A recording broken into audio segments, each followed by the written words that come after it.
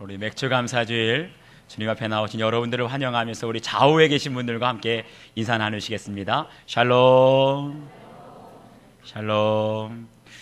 우리 함께 1층에 제가 또 잊어버릴 뻔했는데 1층에 계신 분들에게도 샬롬입니다.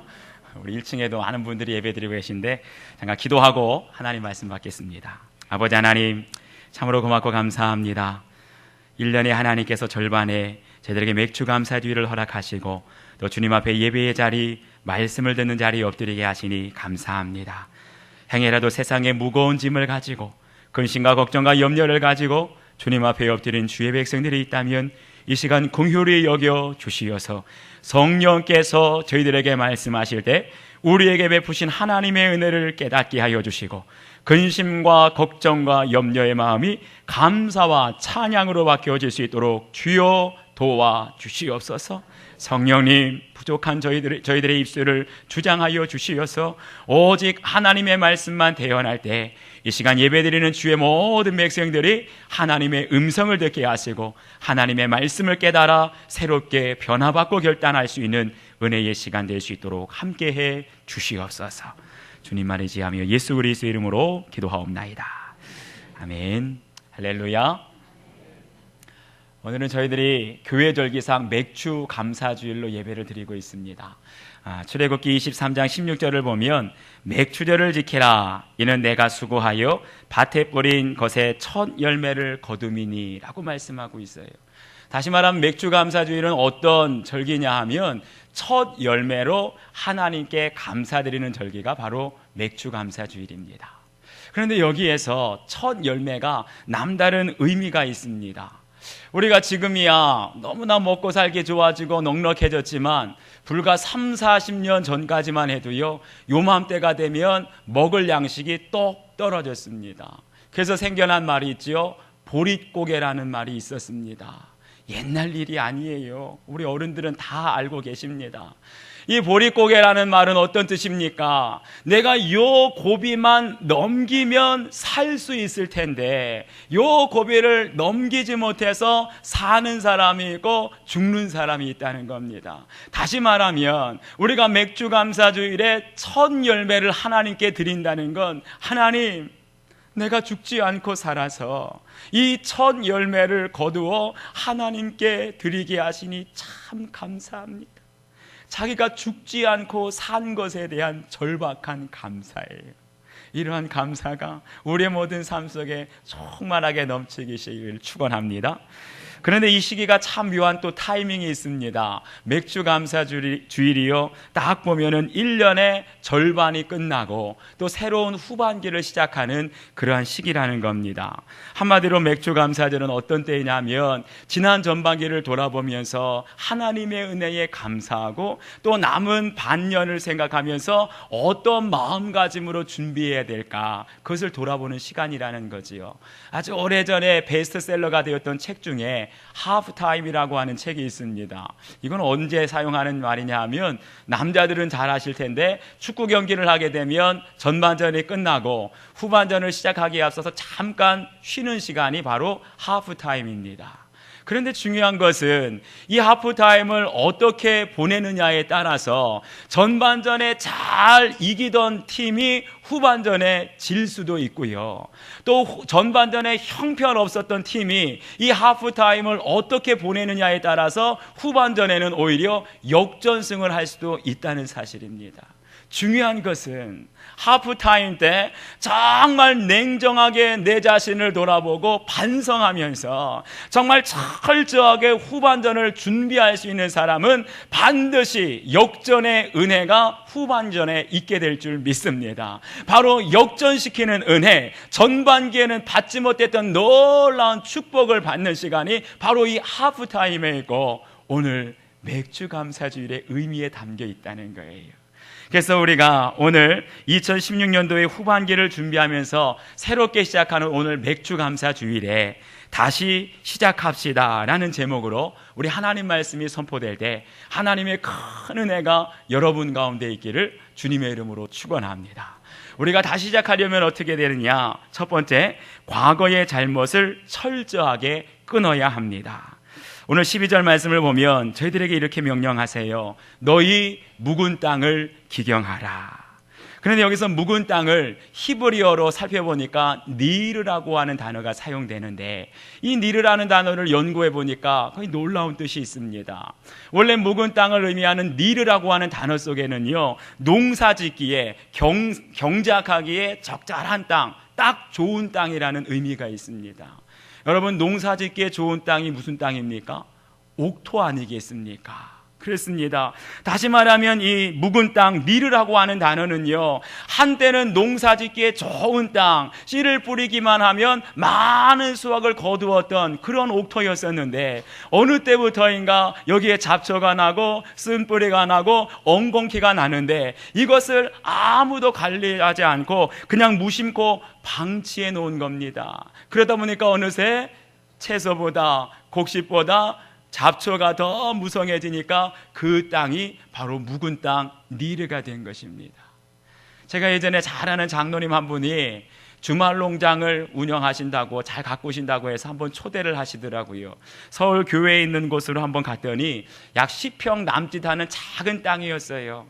그런데 그 주말 농장을 얼마나 잘 가꾸시든지 상추도 있고 고추, 가지, 오이, 토마토, 아니 10평 되는 땅에 어떻게 이렇게 많은 걸 심을 수 있는지 모르겠어요. 그런데 보니까 얼마나 잘 갖고 놨는지요. 고추대도 똑바로 줄을 따라서 세워놓고 열매들이요 그렇게 탐스럽게 예쁘게 자라고 있었습니다. 근데 그 장로는 옆에 있는 텃밭을, 주말 농장을 보니까 어디부터 어디까지가 야채고 어디부터 어디까지가 잡초인지 구분이 안 돼요. 잡초 반, 야채 반, 채소 반. 그래서 왜 이렇게 됐나 자초지종을 물어보니까 그 땅의 주인이 서울 사람인데 1년에 한두 번밖에 안 온다는 겁니다. 한마디로 관리가 안 되니까 똑같은 땅이에요. 똑같이 햇빛을 받고 비가 내리고 똑같이 바람이 내리는데, 한쪽 땅은 너무나 과일들이, 너무나 그 채소들이요 탐스럽게 예쁘게 자라가고 있는데, 바로 옆에 있는 똑같은 땅은 잡초가 무성해가지고 열매도 다 땅바닥에 누워서 썩어지고 있고 구할 것이 없더라고요. 이것이 무엇입니까? 아무리 땅에 좋아도 그 땅에 자라나는 잡초와 쓴뿌리를 제거하지 않으면 반드시 언젠가는 바로 묵은 땅, 버림받은 땅이 되어진다는 거예요. 오늘 성경에서 말씀하는 이 묵은 땅은 이스라엘 백성들의 영적인 상태를 말해주고 있는 겁니다. 이스라엘 백성들이 한때는 여호와를 경외하며 하나님 앞에 온전하게 제사드리며 하나님의 말씀, 율법을 순종할 때가 있었습니다. 그때는 옥토였어요.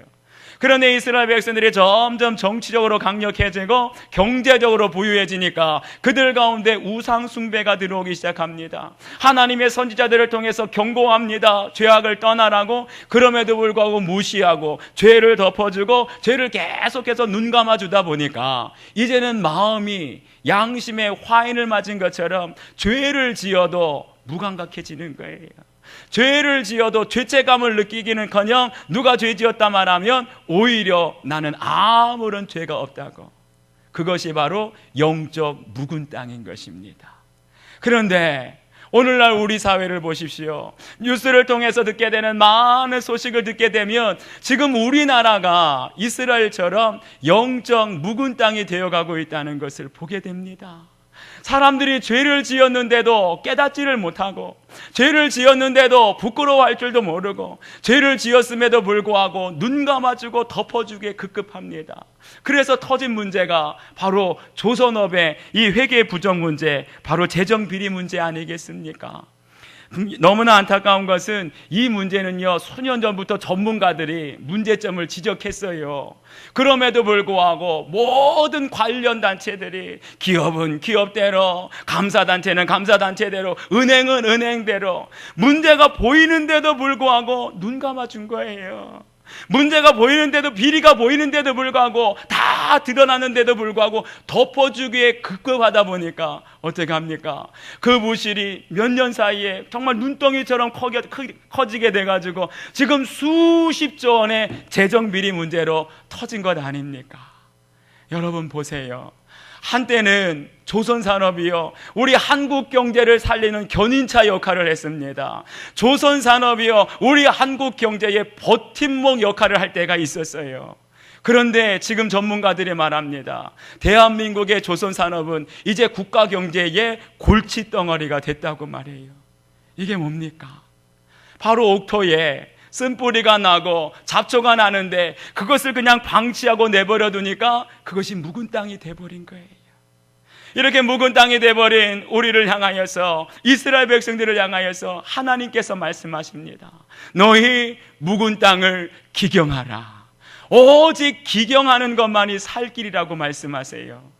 여기 기경한다는 것이 무엇입니까? 기경한다는 건 다시 말하면 갈아엎는다는 거예요. 그냥 갈아엎는 것이 아니라 땅 속에 숨어있는 나쁜 뿌리, 쓴 뿌리가 있으면 그것을 남김없이 다 드러내어서 끊어버리는 것, 그것이 바로 기경한다는 거예요.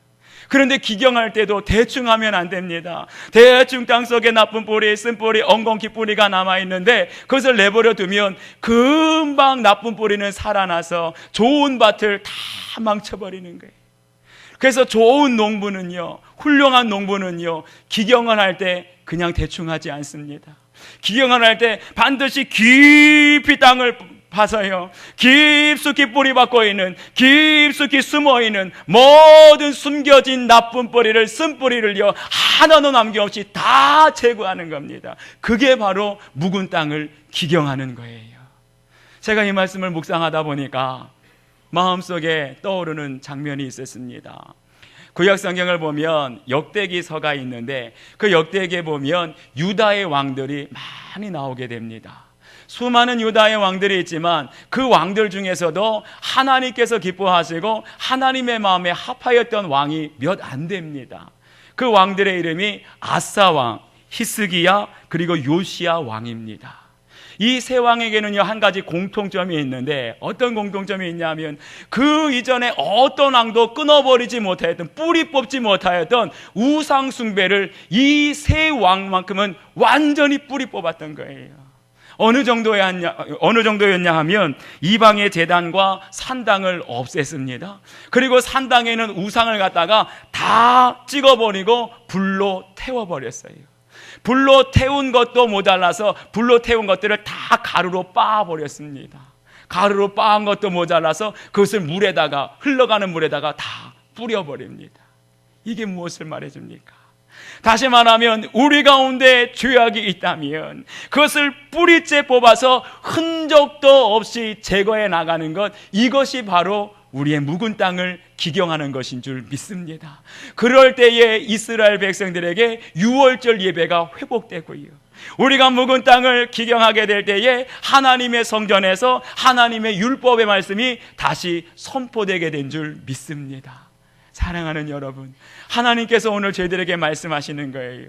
우리의 전반기를 돌아볼 때 하나님께 받은 은혜가 너무나 크고 감사한데 한편으로 돌아보면 계속해서 반복해서지는 우리의 범죄함, 우리의 실수, 우리의 숨겨진 잘못 때문에 계속 반복되는 실패의 악순환이 있다는 겁니다. 이제 주님께서 저와 여러분에게 말씀하십니다. 후반기에는 다시 시작하라는 거예요. 그런데 다시 시작하기에 앞서서 우리가 명심해야 될 것은 과거에 반복되는 악순환, 이 모든 죄악의 악순환의 고리를 끊어버리라는 겁니다. 대충 하면 안 돼요. 대충 눈 감기식으로, 대충 덮어두기식으로 하게 되면 우리 대한민국의 미래는 없습니다. 적어도 이번만큼은 완전하게 뿌리째 뽑아야 할 줄 믿습니다. 죄악이 우리 가운데 남지 못하도록 이 대한민국과 한국교회와 우리 교회와 여러분 가정 가운데, 여러분의 일터 가운데 반복되어 그 죄악의 쓴뿌리가 남지 않도록 이번 기회에 뽑아 버리시기를 축원합니다. 그럴 때 우리 주님께서 말씀하시는 거예요. 마침내 여호와께서 오사 공의를 비처럼 우리에게 내려주실 줄 믿습니다. 두 번째로 우리가 이 절기를 보내면서 어떻게 하면 새로워질 수 있는지, 공의의 씨앗을 뿌리라 라고 주님은 말씀하십니다. 오늘 말씀의 전반부를 보면 너희가 자기를 위하여 공의를 심고 인애를 거두라 라고 말씀하고 있어요. 성경을 보면 좋은 나무에서 좋은 열매가 맺게 된다고 말씀하세요. 이 말은 다시 말하면 우리가 좋은 씨앗을 뿌려야 좋은 열매를 거둘 수 있다는 말입니다. 오늘 말씀을 가만 보게 되면 우리 하나님께서는 마치 농부의 심정으로 저희들에게 말씀하고 있는 거예요. 너희의 굳어진 묵은 땅을 기경하였느냐? 너희의 죄악으로 인하여서 단단하여진, 죄에 대해서 무감각해진 그 마음을 갈아엎었느냐? 그렇다면 그 마음밭에 좋은 씨앗을 심으라는 거예요. 그 좋은 씨앗이 무엇입니까? 공의의 씨앗을 뿌리게 되면 우리 주님께서 인애의 열매를 거두게 될 것이다 약속하십니다. 바로 인애는 하나님의 사랑, 하나님의 자비, 하나님의 인자하심을 말하는 헤세드를 말합니다. 오직 주님 앞에 의의 씨앗을 뿌리는 사람만이 하나님의 인애, 하나님의 인자하신 그 열매를 거두게 될 줄 믿습니다. 과연 하나님의 의의 씨앗을 뿌린다는 것이 무엇일까? 이 말씀을 묵상하다 보니까 제가 예전에 읽었던 어느 집사님의 고백, 어떤 간증이었어요. 그것을 읽는데 계속해서 이것이 오랫동안 제 마음속에 감동이 되어서 오늘 다시 한번 여러분께 읽어드리도록 하겠습니다. 이 사연을 읽을 때 여러분의 마음속에 정말 공의를 심고 인애의 열매를 거둔다는 것이 어떤 것인지 성령 안에서 깨닫게 되시기를 축원합니다. 내 나이 11살에 아버지가 돌아가셨다. 내 아래로는 여동생이 하나 있다. 전업주부였던 엄마는 그때부터 생계를 책임지셔야 했다. 대학 졸업 후에 입사 2년 만에 결혼을 했는데 결혼 1년 만에 친정엄마가 암 선고를 받으셨다.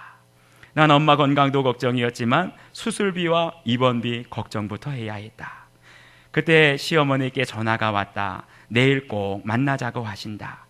다음날 어머니와의 약속 장소에 나갔더니 무작정 내 손을 잡으시고 한의원으로 데려가시고는 기력 회복에 좋다는 보약 한 재를 지어주셨다. 그리고 백화점에 가서 간편복 4벌을 사주시고 나오시는 길에 어머니께서 말씀하셨다. 환자보다 간병하는 사람이 더 힘들어. 아무렇게나 먹지 말고 네 몸부터 잘 챙겨. 이렇게 말씀하시며 봉투를 내미셨다. 엄마 병원비 보탰어. 네가 시집 온 지 얼마나 됐다고 돈이 있겠어?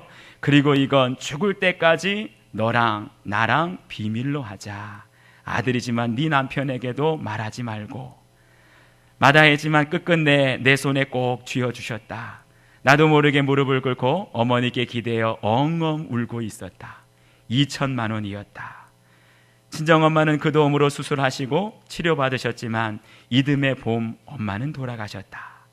병원에서 오늘이 고비라고 했다. 갑자기 시어머님 생각이 나서 전화를 했더니 늦은 시간인데도 한 걸음에 남편보다 더 빨리 병원에 도착하셨다. 엄마는 의식이 없으셨지만 시어머니께서 지갑에서 주섬주섬 무얼 꺼내서 엄마 손에 쥐어주셨다. 우리의 결혼 사진이었다. 사부인 저예요. 지은이 걱정 말고 사돈 처녀 정은이도 걱정 말아요. 지은이는 이제 제 딸이고요. 사돈 처녀도 내가 혼수 잘 해서 시집 보내줄게요. 걱정 마시고 편히 가세요. 그때 거짓말처럼 친정엄마가 의식 없는 채로 눈물을 흘리셨다. 엄마는 듣고 계신 거였다. 가족들이 다 왔고 엄마는 2시간을 넘기지 못하신 채 그대로 눈을 감으셨다. 시어머니께서는 내 손을 꼭 잡고 나와 함께 끝까지 울어주셨다. 친정엄마가 돌아가시고 시어머니 내 동생까지 잘 챙겨주셨다. 내 동생이 결혼을 한다고 했다. 시어머님이 또다시 나에게 봉투를 내미셨다. 어머니 마음만 감사히 받을게요 라는 말만 남기고 도망치듯 어머니 집을 뛰쳐나왔다.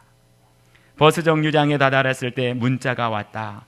내 통장으로 3천만 원이 입금되었다.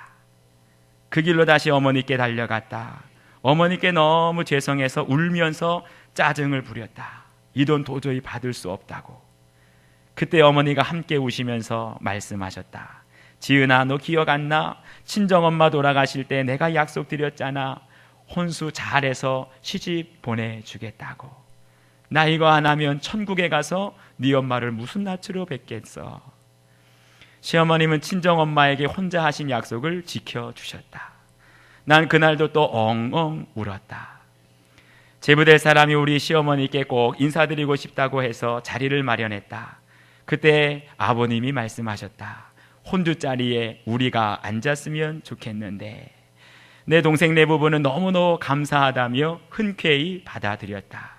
그리고 내 동생은 우리 시아버지 손을 잡고 신부 입장을 하였다. 내 동생 부부는 우리 부부 이상으로 우리 시댁에 잘 해주었다. 오늘은 우리 시어머님의 49제였다. 가족들과 동생 내 부부와 다녀왔다. 오는 길에 동생도 나도 많이 울었다. 오늘 10년 전 어머니와 했던 비밀 약속을 남편에게 털어놓았다. 그때 엄마 병원비 어머니께서 해주셨다고. 남편과 난 부둥켜 안고 어머님 그리움에 또 한 번 울어버렸다. 난 지금 아들이 둘이다. 난 지금도 내 생활비를 쪼개서 따로 적금을 들고 있다. 내 어머니께서 나에게 해주셨던 것처럼 나도 나중에 내 며느리들에게 돌려주고 싶다. 항상 나에게 한없는 사랑을 베풀어 주셨던 우리 어머님 너무 감사합니다. 어머님 가르침 덕분에 제가 바로 설 수 있었어요. 힘든 시간 잘 이겨낼 수 있었고요. 어머니 너무 사랑합니다. 너무 보고 싶습니다. 제가 꼭 어머니께 받은 은혜 많은 사람들에게 베풀고 사랑하고 나누면서 살겠습니다.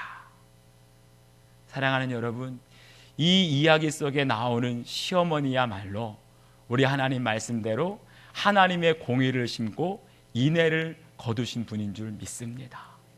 우리가 누군가의 삶 속에 하나님의 공의를 말로가 아닙니다. 말로가 아니라 우리의 삶을 통하여서 하나님의 공의를 심게 되면 반드시 인애의 열매를 거두게 되어 있습니다.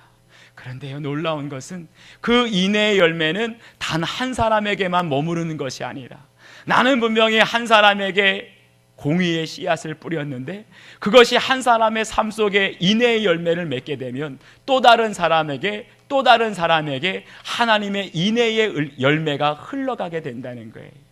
사랑하는 여러분, 간절히 바라기는 올해 후반기를 우리가 보내게 될 때 지금부터 여러분의 묵은 땅을 기경했다면 그 밭에, 기경한 밭에 하나님의 공의의 씨앗을 많이 뿌릴 수 있기를 주님의 이름으로 축원합니다. 심지 않으면 거둘 수 없습니다. 그렇지만 눈물로 우리가 공의의 씨앗을 뿌리게 되면 반드시 하나님의 때에 풍성한 인애의 열매, 헤세드의 열매를 거두게 될 줄 믿습니다.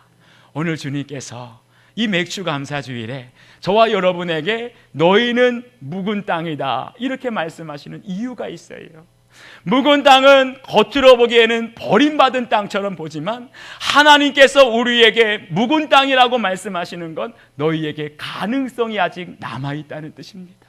지금은 잡초가 무성한 묵은 땅이지만 너희들을 기경하기만 하면 얼마든지 너희들은 옥토가 될 수 있고 공의의 씨앗을 뿌리면 풍성한 인애의 열매를 맺을 수 있는 가능성이 남아있다는 거예요.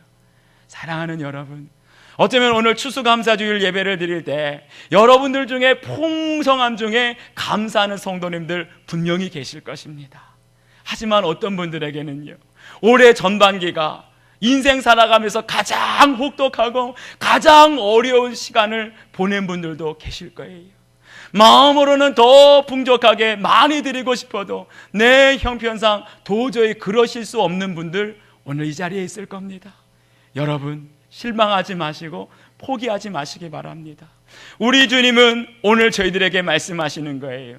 우리의 묵은 땅을 갈아엎고 기경하고 그 밭에 다시 한번 하나님의 공의의 씨앗을 뿌리게 되면 우리의 인생의 후반전, 오래 남은 후반기에는 정말 우리가 상상하지도 못하였던 하늘의 풍성하고 이 땅에 가득한 하나님의 축복의 열매를, 인애의 열매를 거두게 하실 줄 믿습니다. 그 믿음을 가지고 오직 마음을 새롭게 함으로 변화를 받아 하나님의 말씀을 의지하며 후반기를 새롭게 시작할 수 있는 여러분들이 다 되시기를 주님의 이름으로 축원합니다. 우리 함께 기도하겠습니다. 아버지 하나님, 고맙습니다. 우리의 전반기를 하나님의 은혜 가운데 지켜주시고 또 인도하여 주시고 주님 앞에 맥주감사주일로 영광 돌리게 하시니 감사합니다. 우리가 하나님께 더 풍성한 것으로 감사드리고 싶었지만 아버지요, 열매가 없습니다. 더 많이 드리고 싶어도 우리의 삶이 너무나 빈궁합니다.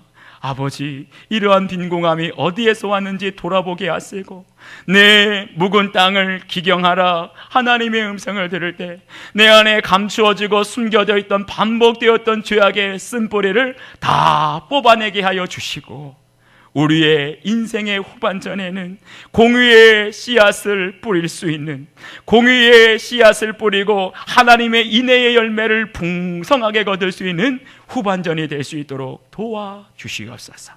감사하며 예수님의 이름으로 기도하옵나이다. 아멘.